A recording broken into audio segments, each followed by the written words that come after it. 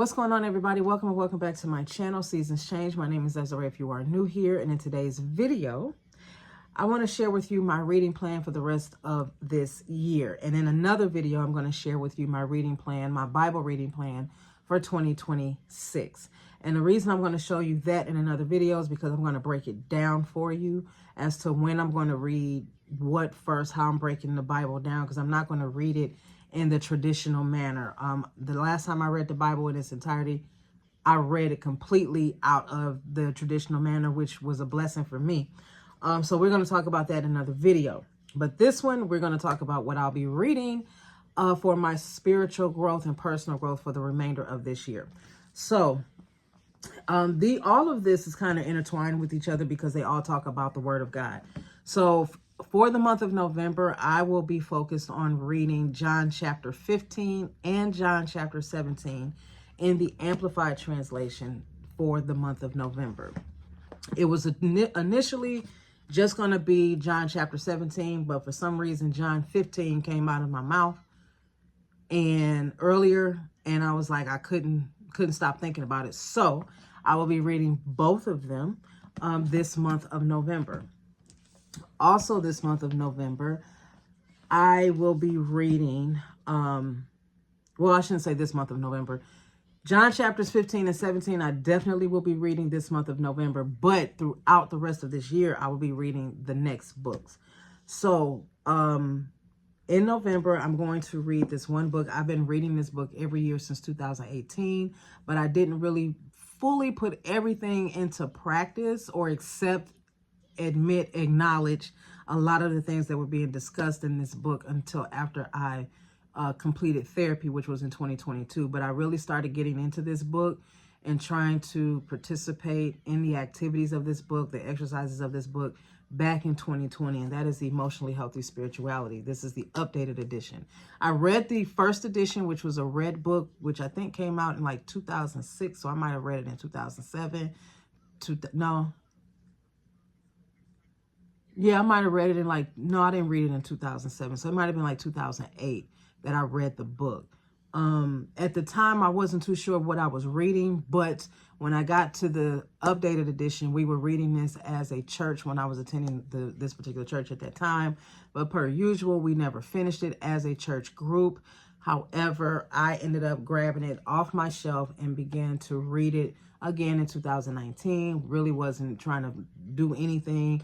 But 2020, after my father passed and all of that, I began to pull this book back out and really start to read it, pay attention to it, and start to focus on what I need to focus on. It took me a couple of years to really accept, acknowledge, and just really say, okay, Desiree, this is what you're dealing with. And I went through it full-fledged once I was done with therapy. I love this book. I will be going through this book every single year. And what I do with this is I gauge my behavior from the previous year. In this case, will be 2024, and compare it to 2025 to see what I need to do in 2026. I love this book. I absolutely love this book. I absolutely love this book. So yeah, I'll be going through this again. And then I'm also going to read the book that his wife wrote. Peter Scazzero wrote a book, and he actually wrote this with her. And this is entitled The Emotionally Healthy Woman. I bought this book last year, went through it last year. It was amazing for me. Both of these books have workbooks, and I do have the workbooks, but I don't need to go through the workbooks this time. But I will be going through this book again. And the two chapters that I'm going to be focused in on are chapters 6 and 7. Chapter 6 is entitled Quit Overfunctioning. Chapter 7 is Quit Faulty Thinking. This book only has 8 chapters, but my main focus is going to be on those two because the overfunctioning is something that I had developed into a habit for many, many years. I have been slowly breaking that down, but because I read this last year, I want to make sure that I am still working in that arena where I'm not over functioning, that I am saying no, that I am doing what I want to do, even if I feel like I need to be productive, that I'm sitting my tail down and saying, Desiree, you're done for the day. You know what I'm saying? And then, of course, the faulty thinking, that is where the automatic negative thoughts will come into play sometimes. So me being having CPTSD, complex post-traumatic stress disorder. These are like automatic negative thoughts. If a scenario happens, it'll take me back to something, to a negative time in my life, and then I'm hearing some, you're this, you're that, nobody's going to like you, nobody's going to love you. I would hear that. So I had to learn how to quit faulty thinking, and that is something that even through therapy, my therapist reminded me that that's something just like the anxiety that I was diagnosed with, and just like the PTSD that I was diagnosed with a couple of years ago. That is something, or those are things that I'm going to have to deal with on a daily basis and learn how to not let it dictate my life. So I cannot wait to go back through this book. Now, in the month of December, I always read the book of Luke from December 1st to December 24th. So that'll be my Bible read for the month. And then just in case I have the time and I want to read this book, and I think I do, I really think I do, because this will be maybe the third time I'll be going through this book. A lot of people have an issue with this family. To some degree, I can understand, and maybe just a couple of people. But regardless of that, this book did wonders for me, and I will continue to read this book. I'm glad I got it in hardcover. I don't know if it's in paperback, but I will tell you, if it was in paperback, it will start to look just like this one, to where I do take care of it, but I know eventually I'm going to have to replace it. But the book that I'm talking about is Ferocious Warrior by Cora Jakes Coleman. This book, y'all, this book was everything to me, okay? Almost every page I was underlining, I was highlighting, I was making notes. Almost every single page. I think I have more underlines than highlights, because I think I started highlighting. Yeah, I started highlighting using the yellow highlighter, but then I just was like, bump it. I think my yellow highlighter just died on me. Oh no, I switched it to an orange highlighter or whatever color that is. But I absolutely adored this book. This book helped me out. Look, I was responding to stuff that she wrote. I have on here truth, same, and yes. Truth, same, and yes. I cannot tell you from here what she was talking about, but apparently I was agreeing with her. So this is going to be another book that I will try to get through by the end of the year. More than likely I will, because like I said, I've read these books already multiple times. So it's not that these books are not new to me. So that is my reading plan for 2020, the rest of 2025.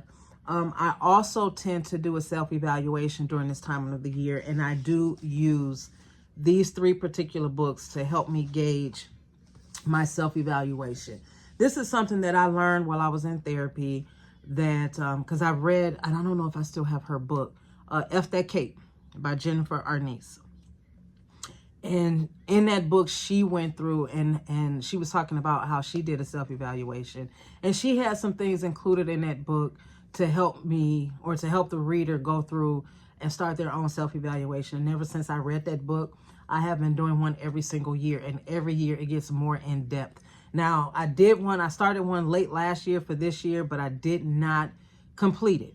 I did not go through it because there was a portion of this year where I was dealing with 2 spirits. I was dealing with the spirit of self-rejection and the spirit of rejection. And I did overcome both of those by the grace of God, by the love of God, by the healing spirit of God. I overcame that. So that is something that I'm very excited about. And I think that was the biggest thing that I had to work on in my self-evaluation. But I always keep notes throughout the year if there was something that was brought to my attention that I did that somebody didn't like, the way that I said something that somebody didn't like, if I came off wrong, if my demeanor was wrong, behavior, whatever the case may be. If there was something that somebody brought to my attention that I didn't make myself aware of, or if it was something that I noticed about me that I needed to work on, I would jot that down and I would include that in my self-evaluation for the year. And then that would be something that I would work on for the next year coming up. Now that I do not share.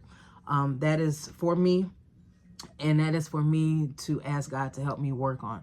But when I say a self-evaluation, I mean a self-evaluation of everything. things I like, things I don't like, people I like, people I don't like. Why do I tolerate this person? Do I tolerate these people?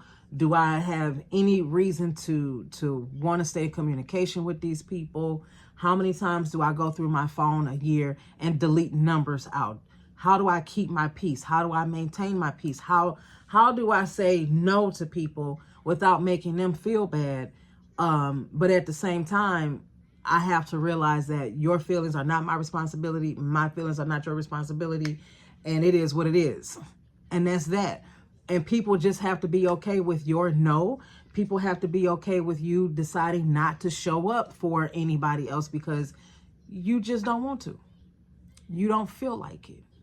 You would rather sit home and read a book, sit home, drink a glass of wine, sit home, clean the house, sit home, watch a movie, sit home and just lay it or just sit home. You don't have to give people a reason why you don't want to do something because it's not their business. They're not you. And that's something that it took a long time for me to learn. But once I was learning it, baby, it was a blessing. I did fall back a couple of times because, of course, the old me was creeping in. You know, I was feeling bad for this person or that person. And then after I did it or while I was doing it, I'm like, Desiree, why are you doing this? Why are you doing this? You don't even want to do this. Finish it out since you started. Finish it out and then go about your business. And don't do it again. I think that happened twice this year. Or was that last year? Might have been twice this year. But anyway, so I've dealt with that. But that's what I do at the end of the year. I go through a self-evaluation and basically break it down to what do I need to work on in the year coming up. And that's what I work on in the year coming up. But I always look and make sure I'm still maintaining everything else, that I'm not depleting one area out and increasing another area. It's just, I want everything to be static. I want everything to be leveled, nothing else. So anywho, I want to see if you have a reading plan for your spiritual growth for the rest of this year, your personal growth for the rest of this year. I really don't care what it is. I mean, if you are more of dealing with like personal development and you like reading like the one book, Atomic Habits or something like that, I really don't care. But I am interested in knowing what your reading plan is going to be for the rest of the year, and how, if you gauge, if you need to change anything, how do you gauge that? What do you use to gauge what you need to change about yourself in the next year? With that, you guys, I will see you in another video. Take care. Bye.